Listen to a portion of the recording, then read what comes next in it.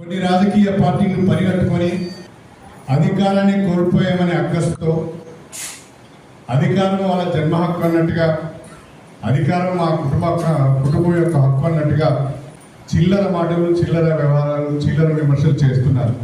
కడియం శ్రీహరి, నువ్వు సోయి ఉండి మాట్లాడుతున్నావా, సోయి లేక మాట్లాడుతున్నావా ఒకసారి అవగాహన చేసుకో.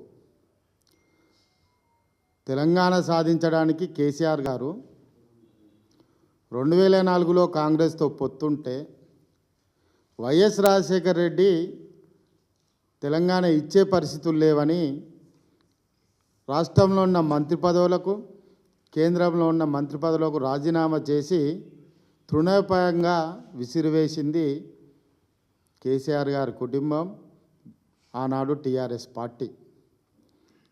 కానీ నువ్వేం చేసినావు కడియం శ్రీహరి? డొక్కు స్కూటర్ మీద వచ్చిన కడియం శ్రీహరి 1994లో చదువుకున్నాడు కదా అని ఎన్టీ రామారావు గారు నీకు ఎమ్మెల్యే పదవి ఇచ్చి మంత్రిని చేస్తే 7-8 నెలలకే ఎన్టీ రామారావుకు వెన్నుపోటు పొడిచి చంద్రబాబు నాయుడు వర్గంలో చేరి 10 ఏళ్ళు మంత్రిగా పనిచేసిన కడియం శ్రీహరి ఇక తెలంగాణ వస్తుంది 5-6 నెలల అనగా చంద్రబాబు నాయుడుకు వెన్నుపోటు పొడిచి టీఆర్ఎస్ పార్టీలో చేరి ఎమ్మెల్సీ 2 సార్లు, డిప్యూటీ సీఎంగా, ఎంపీగా, బిడ్డకు ఎంపీ పదవి, ఎమ్మెల్యేగా ఇన్ని రకాలుగా నువ్వు అనుభవించి మళ్ళీ తర్వాత కేసీఆర్ గారికి వెన్నుపోటు పొడిచి ఇప్పుడు రేవంత్ రెడ్డి తోటి పాట పాడుతున్నావు.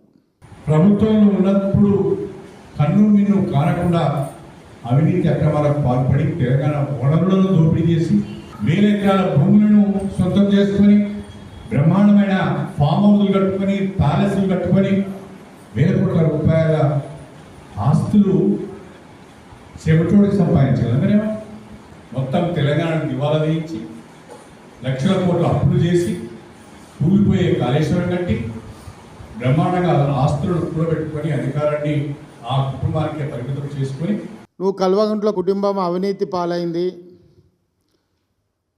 విమర్శల పాలైంది, కోట్ల ఆస్తులు సంపాదించుకున్నారని చెప్తున్నారు.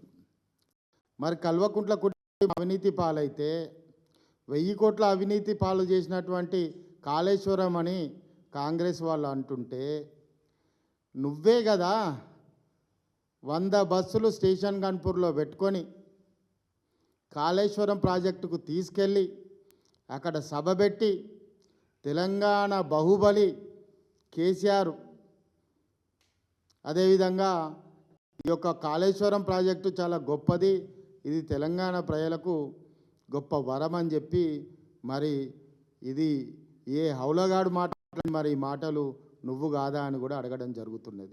కల్వకుంట్ల కుటుంబం చేసిన అవినీతి అక్రమాలతో విసిగి వేసారిపోయిన ప్రజలు బీఆర్ఎస్ ఓటు వేయడానికి ఇష్టపడలేదు అని స్పష్టంగా కనిపిస్తుంది.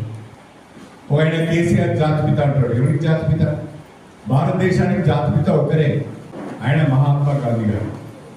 ఆ జాతిపితను అవమానపరిచే విధంగా వీడియో కూడా కొత్తగా జాతిపిత అని పేరు పెట్టుకుని వస్తే మీకు మీరే అనుకుంటే ప్రజలు దాన్ని అంగీకరించాలి కదా.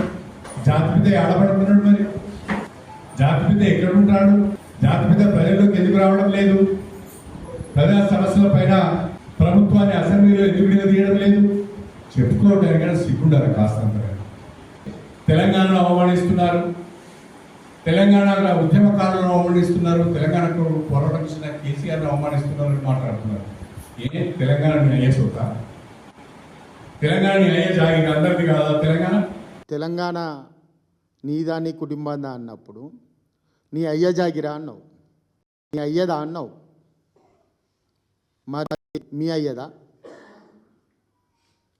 రేవంత్ రెడ్డిదా, ఎవనయ్యదని ఈరోజు కాంగ్రెస్ ప్రభుత్వం మూటలు మోసుకొని ఢిల్లీకి తీసుకుపోయిస్తున్నారు తెలంగాణ ప్రజల యొక్క సొమ్ము. ఇది చెప్పు కడియం శ్రీహరి. అదేవిధంగా కడియం శ్రీహరి కేసీఆర్ గారిని ఎవరు జాతిపిత, మరి ఎవరురా జాతిపిత? నువ్వా జాతిపిత? నీ అల్లుడా, నీ బిడ్డ రేవంత్ రెడ్డా? AK-47 పెట్టుకొని ఉద్యమకారులను కాల్చాలని ప్రయత్నించిన రేవంత్ రెడ్డా? తెలంగాణకు ఏ రోజు కూడా జై తెలంగాణ అనేది నువ్వా? ఆంధ్ర నుంచి వచ్చిన నీ అల్లుడా, నీ బిడ్డ ఎవరు జాతిపిత?